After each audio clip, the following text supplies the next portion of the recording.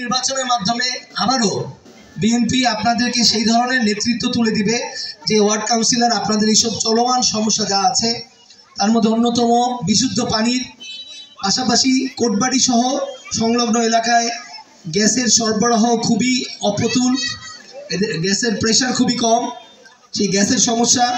এছাড়াও মাদক মুক্ত করে এলাকার মা বোনরা যাতে নির্বিঘ্নে চলাফেরা করতে পারে, যারা ছাত্রী আছে শিক্ষা প্রতিষ্ঠানে যাওয়া আসা করে তারা যাতে নির্বিঘ্নে এলাকায় চলাফেরা করতে পারে, সেই লক্ষ্যে আমরা আগের মতো আপনারা জানেন এই এলাকায় বাগবাড়ি মসজিদ কমিটি অত্যন্ত শক্তিশালী মসজিদ কমিটি ছিল।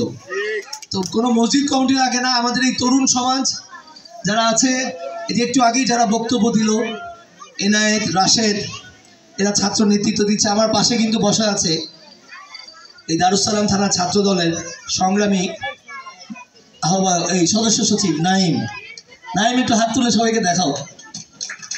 তো নাইম কিন্তু দিনরাত কাজ করে যাচ্ছে এই তরুণ সম্প্রদায়কে নিয়ে, যারা আপনাদের এই কম বয়সী ছেলেরা আছে।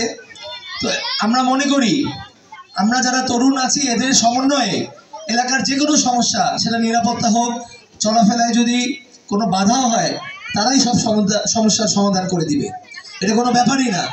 এলাকার সন্তান যেহেতু তারা প্রত্যেকেই আপনাদের বিপদে পাশে থাকবে। অতএব এর পাশাপাশি যেটা নাগরিক